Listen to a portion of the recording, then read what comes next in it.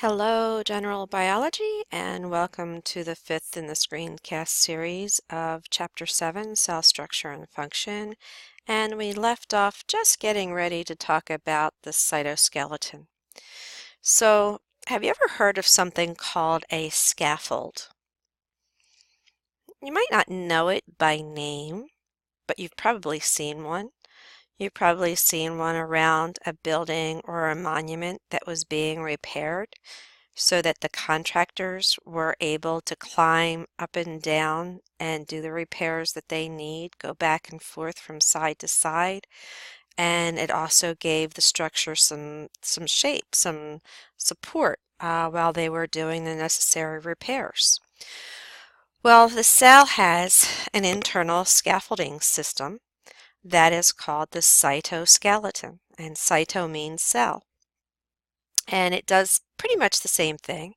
It provides support and structure for the cell. It helps the cell to maintain its shape, and it also helps in movement. And we're going to see how that helps in movement in a video, because it's a lot easier when you're seeing a video to picture how all of this works. So just like a scaffold would have different sides of steel poles or rods, this is going to have the same thing, but they're going to be called microfilaments and microtubules. So microfilaments, they're going to be this microscopic structure that is very fine and thread-like. So microfilaments, again, I look at that. That has an F in it. The word fine has an F in it. So I know that fine is tiny and thread-like. And that's one of the ways that I remember the difference between microfilaments and microtubules. So they're thread-like. So these light green structures right here that are made up of proteins called actin, they are going to be the microfilaments.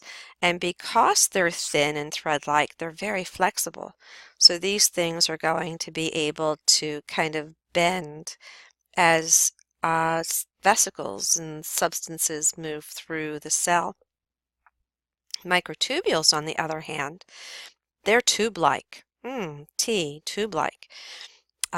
They're hollow structures, so they're kind of thicker. They're bigger than the microfilaments would be. They are made up of a protein called tubulin, and these blue structures that you see here are going to be the microtubules. Their primary job is to maintain the shape of the cell, and they're also going to be used in transport. We saw in the communities lab organisms that we called ciliates that had tiny little hair-like structures on their outside, and they used that like oars to swim through the water, and they're made out of these microtubules. And the flagella that we saw on the flagellates, or like the sperm has, they're also made out of these microtubules that enable it to be able to swim. In cell division, that cytoskeleton is going to form what is referred to as the mitotic spindle. And the mitotic spindle is going to be a way that the chromosomes will move back and forth in the cell. Remember, I said that the central part of the chromosome is called the centromere, and that centromere will attach to this mitotic spindle. So they're used in transport. These microtubules are going to be kind of like tight ropes that specialized proteins called motor proteins are going to be able to walk on in order to transport vesicles. Again, we're going to see all of this in motion.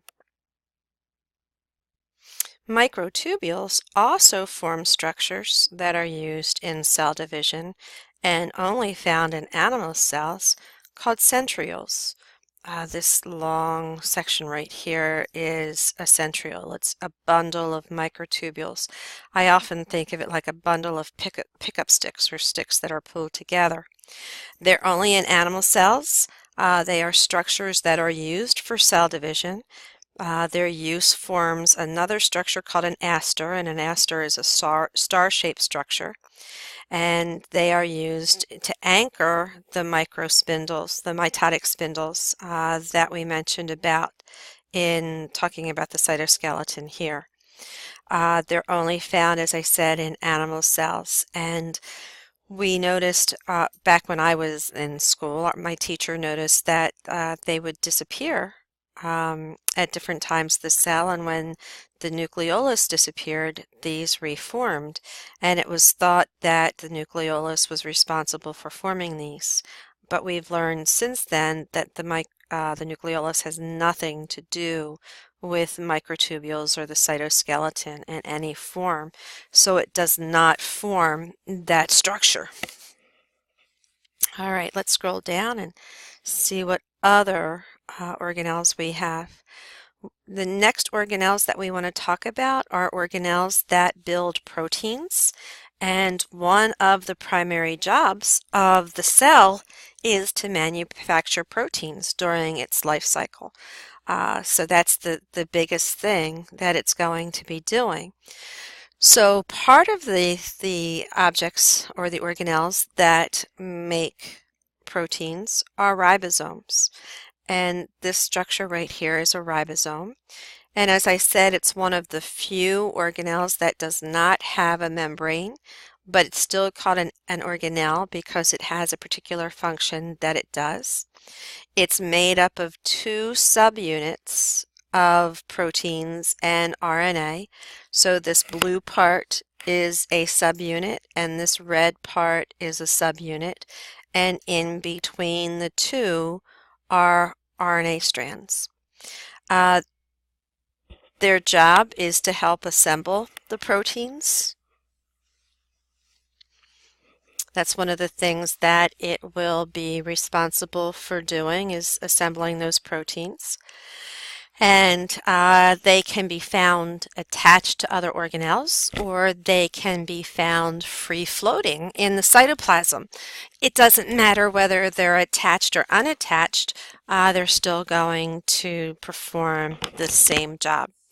And this is one of the few organelles that are found in both prokaryotic and eukaryotic cells, as well as plant and animal cells.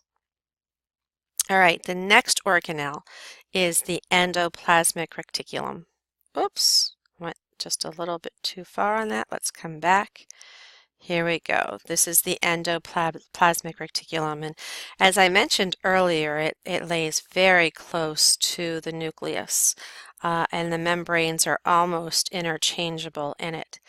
It is a tubular network that is responsible for transport. I often think of it like the subway system of the cell, but it does more than just transport.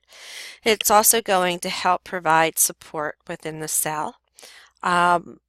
There's going to be two kinds of endoplasmic reticulum. One kind that has ribosomes attached to it, like you see here, and the other kind that does not have any ribosomes attached to it.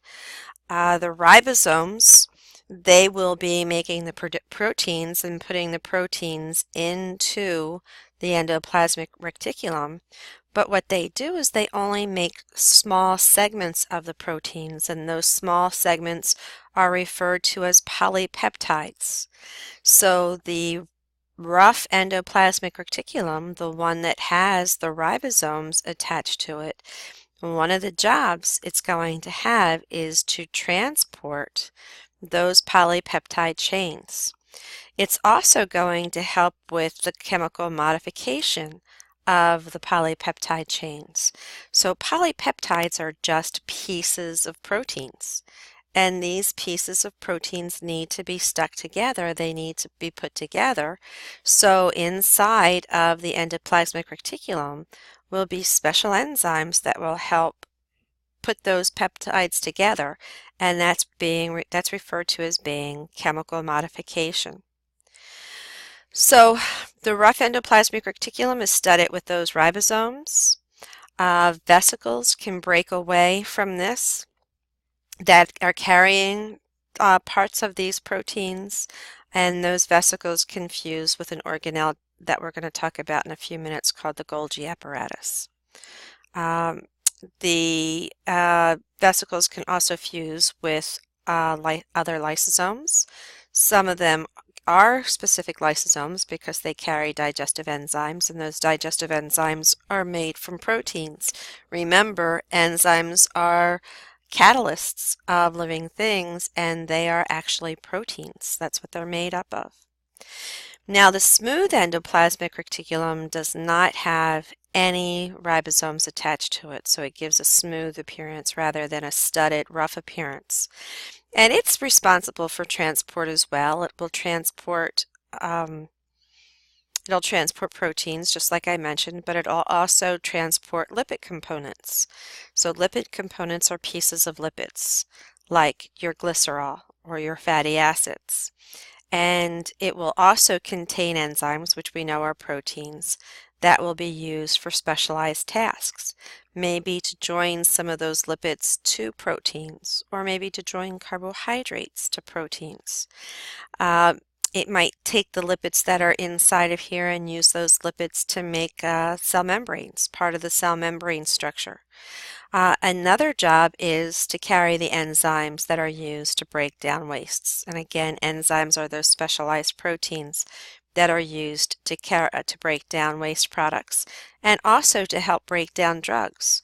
When you take a specific drug, you take Tylenol for a headache, it's going to have to be broken down and used by the cell in order for it to work, and the smooth endoplasmic reticulum will provide that service. The next organelle, which is closely interconnected with the endoplasmic reticulum, is the Golgi apparatus. And the Golgi apparatus was discovered by a gentleman by the name of Camillo Golgi, and it was named after him.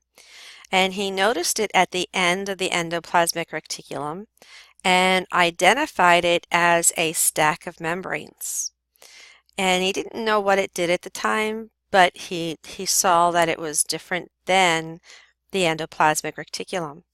And what we discovered is it's actually stacks of flattened sacs arranged 3 to 7 sacs per stack. And what happens in these sacs is that the proteins will be transported into these sacs. Any chemical modification that needs to be finished will be finished. The the proteins will be sorted. So enzymes will be sorted in one vesicle. Cell membrane parts will be sorted in another vesicle. Structural proteins will be separated. So they're going to separate the proteins, and they will break off in vesicles for transport. So it chemically modifies, it sorts, and it packages the proteins. It puts any finishing touches, any final chemical reactions that need to be done will happen here within the Golgi apparatus. And then once it's done, it'll be shipped off. Now it can be used inside the cell for other cellular activities, or it can fuse to the outside of the cell membrane, or not the outside, but to the cell membrane to be removed or exported out of the cell. All right, again, if you have any questions, write them down. We'll go over all of this again.